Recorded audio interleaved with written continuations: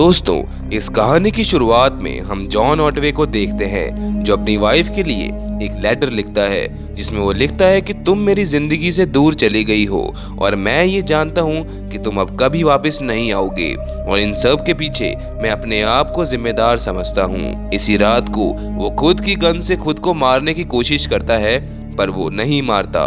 अब हमें ये पता चलता है कि जॉन अलास्का में एक ऑयल कंपनी में काम करता है जहां उसका काम होता है कि वहां काम करने वाले आदमियों पर कोई भेड़िया अगर हमला करता है तो जॉन उन भेड़ियों को मारता है। अब यहाँ पर ऐसा ही होता है, एक आदमी काम कर रहा होता है तो तभी उस पर भेड़िया हमला करता है पर तभी जॉन उस पर निशाना लगाकर उसे मार देता है। इसके बाद हम जॉन को एयरपोर्ट पर देखते हैं क्योंकि जॉन आज अलास्का को छोड़कर यहाँ से जा रहा होता है और अब जब उनका प्लेन अलास्का के बिल्कुल बीचों बीच होता है तो इनका प्लेन क्रैश हो जाता है।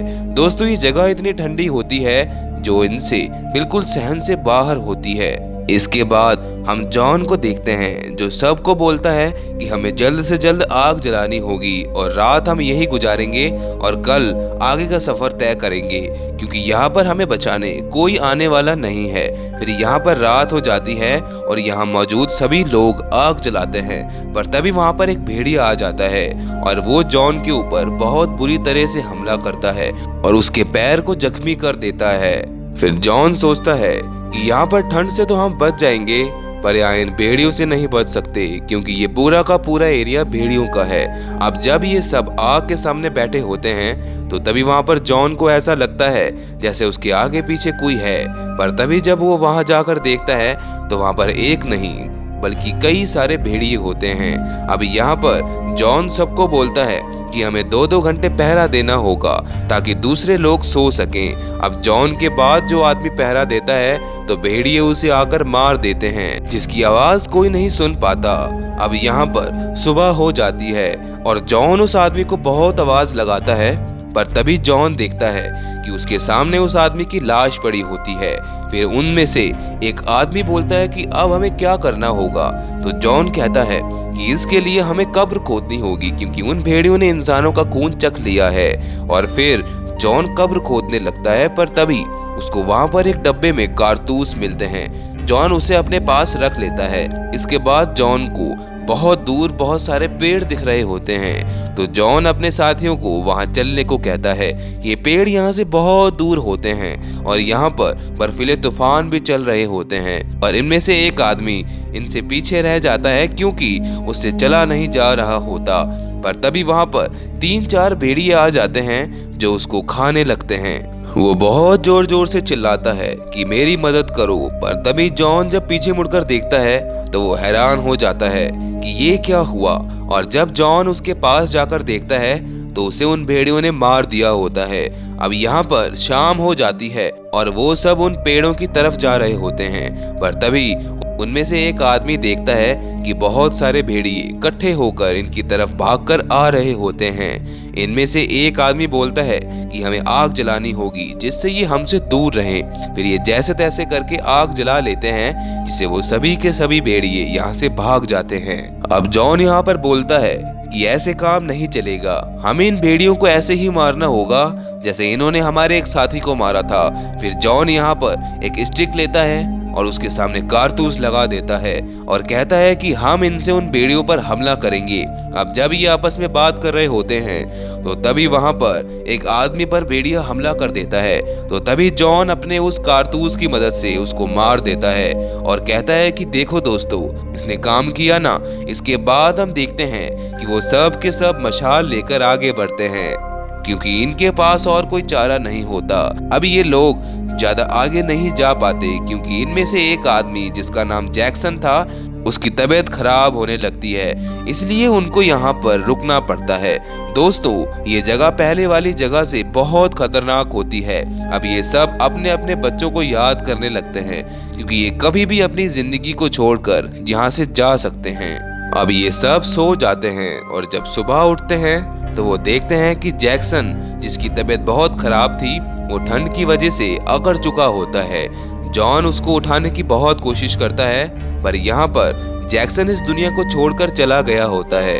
अब यहाँ पर मौसम थोड़ा ठीक हो जाता है तो बचे हुए लोग यहाँ से आगे बढ़ने लगते हैं और यहाँ पर इनको पानी की आवाज सुनाई देती है।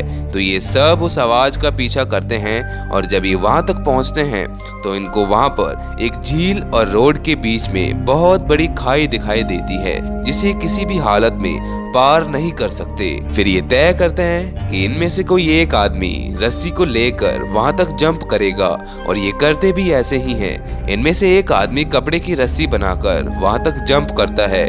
जैसे तैसे करके वो वहां तक पहुंच जाता है और इसके बाद सब एक एक करके इस खाई को पार करते हैं। पर जो आदमी आखिर में जाता है उस वक्त ये रस्सी टूट जाती है जिससे वो इन खाई से इन पेड़ों से होता हुआ नीचे आ गिरता है जहां इसे अपनी बेटी का ख्वाब आता है जिसको वो बहुत प्यार करता है। अब वो सब जब तक नीचे पहुंचते हैं तब तक उसको भेड़िए उठाकर ले जाते हैं। अब यहाँ पर सिर्फ 3 लोग बचे हैं जो चलते चलते एक नदी तक पहुंच जाते हैं और इनमें जो डियाज होता है उससे चला नहीं जा रहा होता क्योंकि उसके पैर बहुत ज्यादा दर्द हो रहे होते हैं और कहता है कि मैं हार मान गया। दरअसल दोस्तों डियाज ने अपनी मौत को एक्सेप्ट कर लिया है। इसके बाद हम जॉन और हेनरिक को देखते हैं जो नदी से होते हुए यहाँ से जा रहे होते हैं पर तभी उनके पीछे भेड़िए पड़ जाते हैं। फिर वो दोनों नदी में कूद जाते हैं। हेनरिक नदी में घिरे पेड़ से टकरा जाता है जहां पर वो फंस जाता है। फिर जल्द ही जॉन भी इसके पास आता है और इसको बचाने की बहुत कोशिश करता है पर बड़ी मेहनत करने के बाद भी वो हेनरिक को नहीं बचा पाता और ऐसे ही हेनरिक की भी मृत्यु हो जाती है। अब यहाँ पर सिर्फ और सिर्फ जॉन बचा है। फिर तभी जॉन आसमान में देखकर भगवान को बोलता है कि मैं बहुत परेशान हूँ, मुझे नहीं पता मैं क्या करूँ, तो मेरी मदद क्यों नहीं करते। अब यहाँ पर जॉन खुद अपने आगे का सफर तय करता है पर तभी उसे वहां पर हाइपोथर्मिया होने लगता है जिस वजह से वो नीचे बैठ जाता है और अपनी एक डायरी निकालकर अपने परिवार की फोटोज देखने लगता है। फिर तभी वो देखता है कि उसके आगे पीछे भेड़िए आ गए होते हैं। इसके बाद उसे अपनी पत्नी का ख्याल आता है जिस पे उसकी पत्नी उसको बोलती है कि तुम कभी भी हार मत मानना। अब यहाँ पर दोस्तों हमें ये पता चलता है कि उसकी पत्नी की मृत्यु हो गई होती है। इसीलिए हमें कहानी की शुरुआत में ये दिखाया गया था कि जॉन मरने की कोशिश करता है। इसके बाद जॉन अपने एक हाथ में चाकू और दूसरे हाथ में बहुत सारी बोतल्स को बांध लेता है और सोचता है कि या तो आज मैं बच जाऊंगा या फिर इस दुनिया को छोड़कर चला जाऊंगा। अब एक भेड़िया जॉन को अपने दांतों से काटने की कोशिश करता है। फिर जॉन भी उस पर हमला करके उसको घायल कर देता है और जॉन उसके ऊपर बैठ जाता है। लेकिन हमें ये समझ नहीं आया कि जॉन जिंदा है या नहीं। दरअसल दोस्तों इस कहानी के लेखक ने ये आप पर छोड़ा है कि आप क्या सोच सकते हो, क्या भेड़ियों ने जॉन को मार दिया या जॉन ने भेड़ियों को। दोस्तों इस लड़ाई में कोई भी हारा हो या कोई भी जीता हो पर असली हार जीत मन की हार जीत होती है। जो आदमी मन से हार जाता है वो जिंदगी में कभी भी जीत नहीं पाता। यहाँ पर जॉन मन से जीत गया था इसलिए उसने भेड़ियों से लड़ाई करने की कोशिश की। इसी के साथ इस मूवी का अंत हो जाता है। इस मूवी में सिर्फ इतना ही। मिलते हैं नेक्स्ट वीडियो में। उम्मीद करता हूँ कि आपको ये वीडियो पसंद आई होगी।